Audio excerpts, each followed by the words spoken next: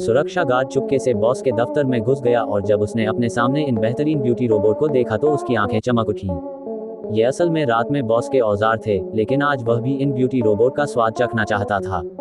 वह कमरे में इधर उधर घूमता हुआ इन रोबोट को घूरता हुआ दिखाई देता था और जब उसे कोई अच्छा लक्ष्य मिल जाता तो वह सीधे काम पर लग जाता। इससे सुरक्षा गार्ड उत्साहित हो गया, जो कई महीनों से पीछे हट रहा था, और उसने सोचा कि आज विद्वानों के समूह के साथ उसका वाद विवाद होगा। इस समय बॉस के नए रोबोट ने सफलतापूर्वक उसका ध्यान आकर्षित किया। नतीजतन जैसे ही उसने उसे छुआ, रोबोट जियाओमी ने उसे दूर जाने की चेतावनी दी। ये सुनकर सुरक्षा गार्ड नाखुश हो गया। बॉस अब टूटे हुए रोबोट को मारने की हिम्मत नहीं कर सकता था, इसलिए वह उसे फिर से छूने वाला था, लेकिन जियाओमी ने उसे दूर धकेल दिया, जिसने कहा कि वह बिना अनुमति के कुछ नहीं कर सकता। सुरक्षा गार्ड उलझन में था, क्योंकि रोबोट द्वारा मनुष्यों का विरोध करने का मामला पहले कभी नहीं हुआ था, जिससे वह क्रोधित हो गया। उसने कहा कि वह इस रोबोट को सबक सिखाएगा, लेकिन सुरक्षा गार्ड पर सीधे मुकदमा दायर किया गया। शाओमी ने थोड़ा बल लगाया और सुरक्षा गार्ड पूरी तरह से मारा गया। अप्रत्याशित रूप से उसके शरीर ने रोबोट चार्जिंग पाइल को दबा दिया।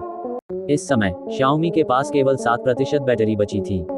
उसे चिंता थी कि अगर उसने फोन बंद कर दिया तो वह पकड़ा जाएगा, इसलिए उसे चार्ज करने के लिए भागना पड़ा। उसी समय एक और सुरक्षा गार्ड चुपके से अंदर आया और इसे आजमाना चाहता था, लेकिन उसने अपने सहयोगी को जमीन पर पड़ा पाया। शाओमी को कदम से कदम मिलाकर अपनी ओर बढ़ते देख सुरक्षा गार्ड ने अपनी पिस्तौल निकाली और गोली चलाने के लिए तैयार हो गया। कार्यालय में जोरदार शोर हुआ और वह कारण जानने के लिए जल्दी से कार्यालय में गया। जब उसने दाढ़ी वाले आदमी को जमीन पर पड़ा देखा और सुरक्षा गार्ड को कोने में सिकुड़ा हुआ देखा, तो उसने गुस्से में पूछा कि क्या हुआ, लेकिन भयभीत सुरक्षा गार्ड कुछ भी नहीं बता सका। रोबोट को खोने वाला बॉस इतना क्रोधित था कि वह सुरक्षा गार्ड को दूर भेजना चाहता था, लेकिन उसके साथी ने उसे रोक दिया। सुरक्षा गार्ड ने साथी को बताया कि रोबोट ने दाढ़ी वाले आदमी को मार दिया और चला गया, लेकिन बॉस को इस पर विश्वास नहीं हुआ।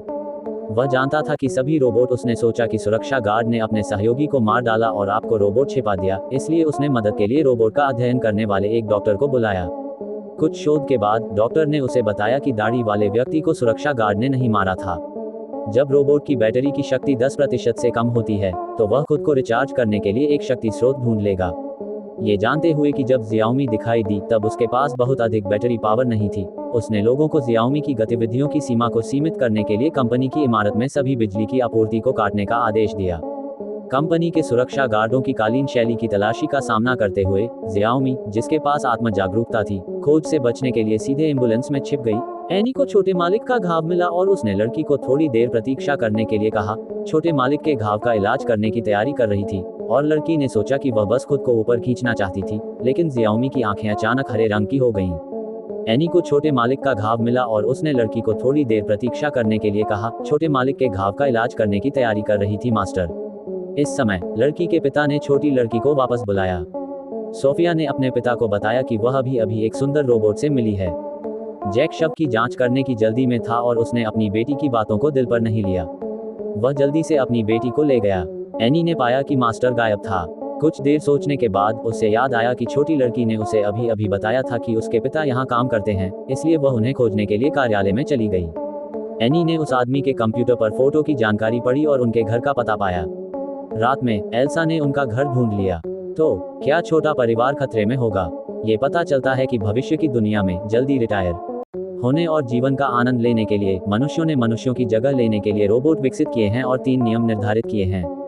पहला यह है कि रोबोट मनुष्यों को नुकसान नहीं पहुंचा सकते, दूसरा यह है कि रोबोट को मानव आदेशों का पालन करना चाहिए, और तीसरा यह है कि रोबोट को खुद की रक्षा करनी चाहिए, लेकिन रोबोट तभी अपनी रक्षा कर सकते हैं जब मनुष्यों को नुकसान न पहुंचाया जाए।